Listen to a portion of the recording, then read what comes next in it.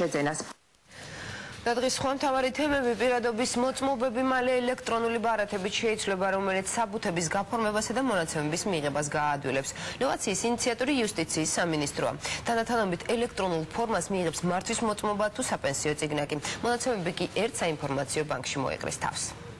უბრალოდ ჩავდებთ აი ესეთი ტიპის მარტივ წამკითხველში და შეგვიძლია ამ ვორდის ფაილს მოვაწეროთ ხელი. ეს ახალი ელექტრონული პირადობის მოწმობის ნიმუშია. მცირე ზომის პლასტიკურმა ბარათმა მალე ძველი პირადობის მოწმობები უნდა შეცვალოს.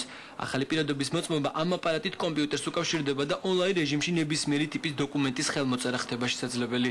დღეს ახალი პროგრამის მუშაობა იუსტიციის სამინისტროს სამოქალაქო რეესტრის თავმჯდომარემ გამოსცადა.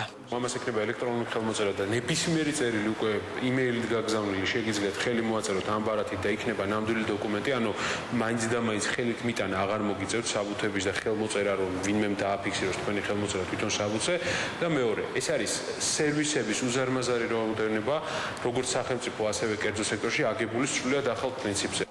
ქონების რეგისტრაცია, ქორწინებისა და დაბადების მოწმობების დარეგისტრირება. ეს იმ შესაძლებლობების მხოლოდ ნაწილია, რომელიც ახალი პირადობის მოწმობით ონლაინ რეჟიმში იქნება შესაძლებელი. უნიკალური კოდის გამო გაყალბება გამორიცხულია.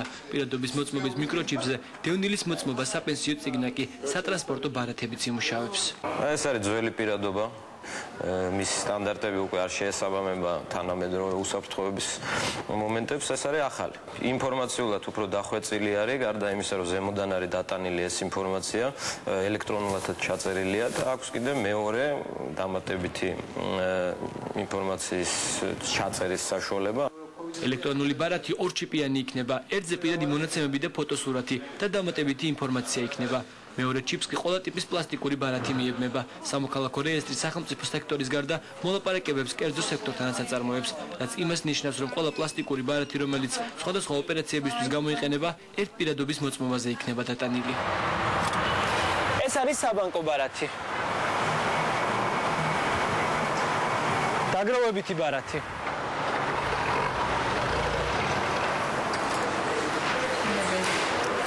ესეც დაზღვევის ბარათი. თითოეულ თქვენთაგან დღის განმავლობაში რამდენიმე ასეთი ბარათის გამოყენება უწევს.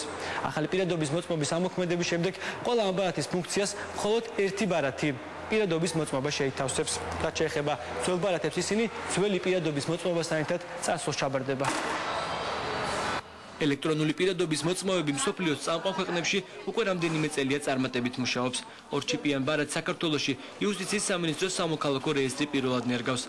ახალი ბარათებით სარგებლობა 2011 წლიდან იქნება შესაძლებელი.